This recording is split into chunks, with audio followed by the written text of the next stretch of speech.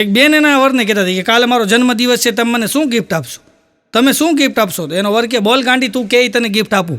હવે આને મૂળ કાર જોતી હતી, એટલે એણે એના ઘરવાળાને કીધું કે આમ જો મને એવી ગિફ્ટ આપો કે આમ પગ મૂકું ને એટલે કાંટો સીધો છે ને 70-80 પૂગી જાય એવી ગિફ્ટ આપો. એનો ઘરવાળો કે ગાંડી એમાં શું મૂંઝાઈ ગઈ, તને ગિફ્ટ મળી જશે રાત્રે. એનો ઘરવાળો રાતે વજન કાંટો લઈને આવ્યો, એ કે લે ગાંડી આની માથે પગ મૂક, 130 પૂગી જાય સીધો.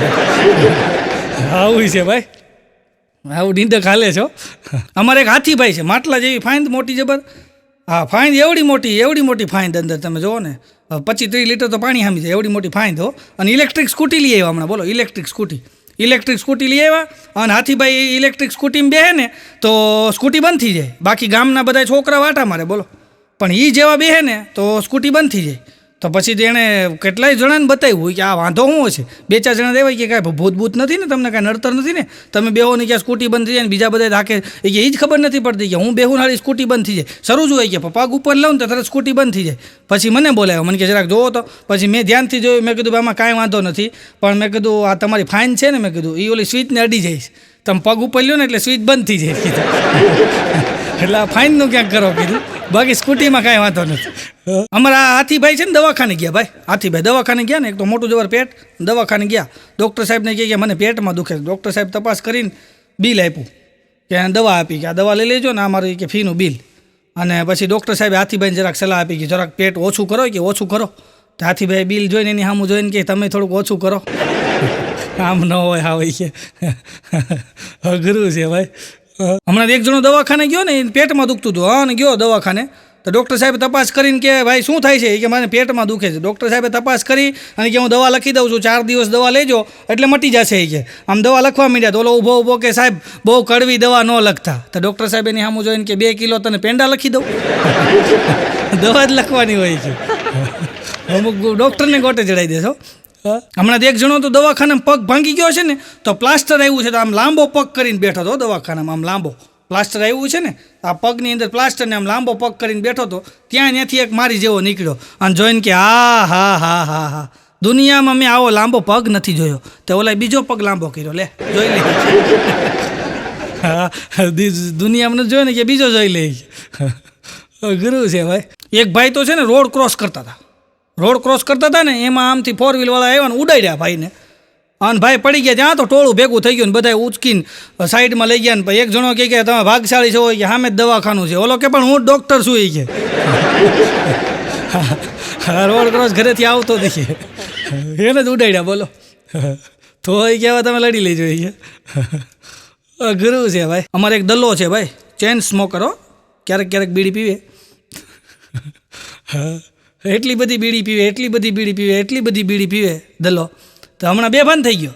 હા, ને ત્યાં તો શેરીમાં 4-5 જણા ભેગા થઈ ગયા, દલ્લો બેભાન થઈ ગયો. ત્યાં તો અમે બધા પૂગી ગયા અને જોયું તો દલ્લાને તાવે એટલો બધો ભર્યો. મેં તો આને સીધા દવાખાને લઈ જાઓ, 108માં નાખીને દવાખાને લઈ ગયા. ડૉક્ટર સાહેબે જોયું કે આને તાવ ભર્યો છે, સીધું મોઢામાં થર્મોમીટર મૂક્યું. હજી થર્મોમીટર મૂક્યું ને ત્યાં દલ્લો ભાનમાં આવ્યો. એ કે સાહેબ બાકસ આપો. એટલે થર્મોમીટર છે, બીડી નથી કીધું. કંઈક તો શાંતિ રાખ.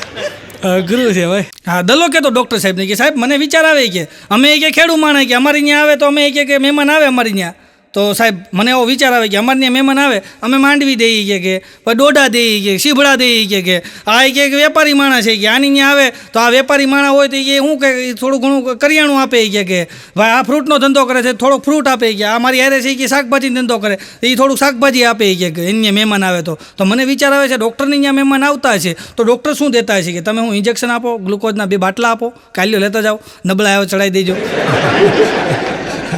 હા, ડૉક્ટરને ઘૂમરે નાખી દે. બોલો દલ્લો છે ભાઈ. હા, હમણાં 4-5 લોભિયા બેઠા હતા બરાબર, ત્યાંથી દલ્લો નીકળ્યો. તો એક લોભિયો દલ્લાને કે આમ જો દલ્લા, લીંબુનું આથણું જેટલું જૂનું હોય ને એટલું મજા આવે ખાવાની. લીંબુનું આથણું જેટલું જૂનું એટલી મજા આવે. તો દલ્લો કહે કે મારા ઘરે કે 12 વર્ષ જૂનું છે. તો બધા કે હાલો ચાખવા જાય. દલ્લો કે ચાખવા દીધું હોય તો 12 વર્ષથી હોય. દો કોઈ નહીં, મ્યુઝિયમમાં મૂકવાના છે આથણાને. અઘરું છે ભાઈ. એક પાનના ગલ્લે બોર્ડ માર્યું. બોલો પાનના ગલ્લે અહીંયા પાન ખાઈને થૂકવું નહીં. તો એક જણા અહીંયા જઈને પિચકારી મારી. ઓલો કે બોર્ડ લખ્યું છે વાંચતો નથી કે અહીં પાન ખાઈને થૂકવું નહીં. ઓલો કે મેં અહીંથી થોડું પાન ખાધું, મેં તો સામેથી ખાધું. એ તો બીજો આવ્યો, એણે પાન લીધું અને થૂક્યો ઓન ગલાવાળો કાંઈ બોર્ડ વાંચી ગયા મેં માર્યું છે કે અહીં પાન ખાઈને થૂકવું નહીં. બોલો કે અહીંથી પાન ખાધું તો અહીંયા જ થૂકવું નહીં, બીજે ક્યાં થૂકવા છે? બોલો ગલાવાળો કે એમ તો હું ઝાડાની કે ગોળીઓ રાખું છું. પછી ઓલો વયો ગયો.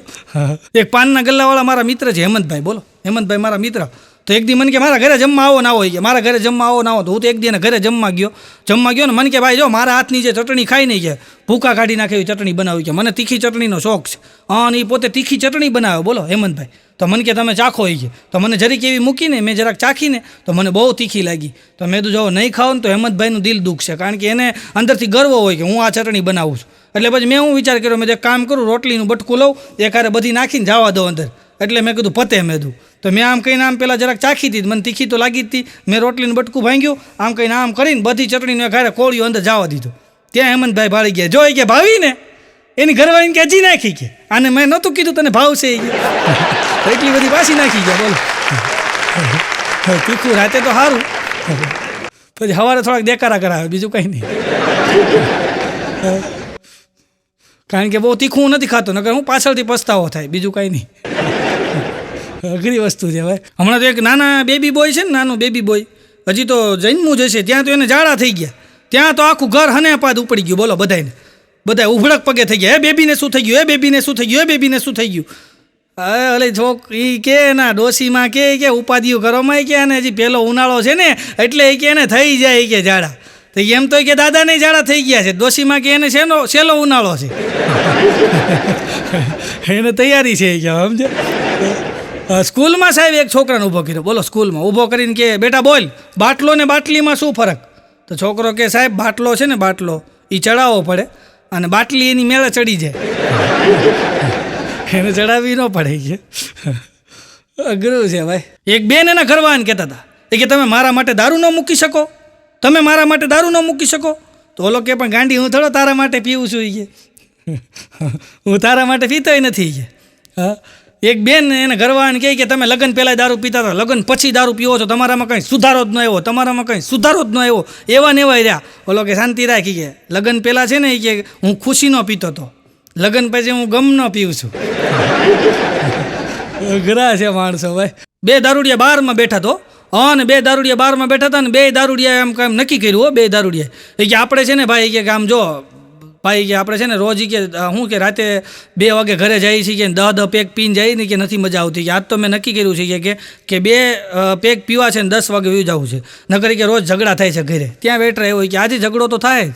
કે કેમ ઝઘડો થાય? એ કે આજે ઝઘડો થાય કે ઊંધું થઈ ગયું છે આજે. તે કે તમે કે 10 પેક પીધા છે ને 2 વાગ્યા છે એટલે જલ્દી નીકળો કે આવી વાતું કરતા હોય. બોલો પાછું જ્ઞાન દેતા હોય એક આવી જાઓ. પણ લંડનમાં એક 100 વર્ષના માજી, લંડનમાં 100 વર્ષના માજી લંડનમાં, અને એનું ઇન્ટરવ્યૂ લીધું કે તમે એટલા નિરોગી કાં? તો માજી કહે કે નિરોગીનું કારણ એ છે કે મને પેટમાં દુખે ને તો હું બિયર પીવું, તાવ આવે ને તો રમ પીવું, માથું દુખે ને મને માથું દુખે ને મને તો હું વિસ્કી પીવું. તો ઓલો ઇન્ટરવ્યૂ વાળો કે તમે પાણી ક્યારે પીવો? ઓલા માજી કે એટલી માંદી પડી જ નથી કોઈ દી પાણી પીવું. હા તો ખાલી હાસ્યની વાત છે, હળવી વાત છે સાહેબ. બાકી તમે છે ને ભાઈ તમે ટેન્શન મુક્ત રહ્યો અને હસતા રહ્યો અને આનંદ કરતા રહ્યો અને શુદ્ધ ચોખ્ખા એમ કહેવાય કે જે કોઈ પણ જાતની દવા વગરના ભેળસેળ વગરના શાકભાજી અને ઘરનું ખાવ ને, બહારનું જે જંક ફૂડ છે એ ન ખાવ અને ઘરનું ખાવ ને તો તમે નિરોગી રહ્યો સાહેબ. આ બધાય આપણા વડીલો કહે છે કે સરસ મજાનું સાદું ભોજન ઘરે ખાઓ તો તમે નિરોગી રહ્યો. આ મારા શબ્દો નથી, આપણા વડીલોના છે. એ જંક ફૂડ ન ખાતા સાહેબ. તમે જો વર્ષો પહેલાં છે ને આપણે કાચું ખાતા, આદિમાનવ કાચું ખાતા, પછી આપણે શું કરવા માંડ્યા? શેકીને મીઠા ખાવા. પછી આપણે શું મીઠા કરવા? શેકીને ખાતા આપણે મીઠા બાફીને ખાવા, પછી મીંડ્યા આપણે તળીને ખાવા, પછી મીંડ્યા આપણે વઘારીને ખાવા. અત્યારે આપણે ડૉક્ટર સાહેબ પાસે જઈએ તો ડૉક્ટર સાહેબ શું કે ખબર? કાચું ખાઓ. આપણે એ તો ખાતા હતા. એમ સાહેબ ખાણી પીણી ઉપર ધ્યાન રાખો ને તો કોઈ દિવસ તમે એમ કે કોઈ બીમારી આવે જ નહીં અને સદા આનંદ કરતા રહ્યો, મોજમાં રહ્યો, કોઈ ટેન્શન લ્યોમાં સાહેબ. કારણ કે અત્યારે ટેન્શન લેવાની કોઈ જરૂર છે નહીં. આનંદ કરતા રહ્યો, જેટલો સમય મળ્યો એમાં મોજ કરી લેવી સાહેબ. કારણ કે જિંદગીમાં 2 જ વસ્તુની જરૂર છે. આમ જો સરસ મજાનું તાજી હવા અને સરસ મજાનું તાજું હાસ્ય. એટલે હસાવવા માટે મારો આજનો આ નમ્ર પ્રયત્ન હતો કે આપ સૌને આનંદ કરાવું. કાંઈ પણ ક્ષતિ રહી બોલવામાં તો મોટા હૃદય માફ કરજો. માત્ર આપને હસાવવાનો અમારો નમ્ર પ્રયત્ન હતો. આભાર, ધન્યવાદ. જય હિન્દ, જય ભારત, વંદે માતરમ, જય ગરવી ગુજરાત. ધન્યવાદ.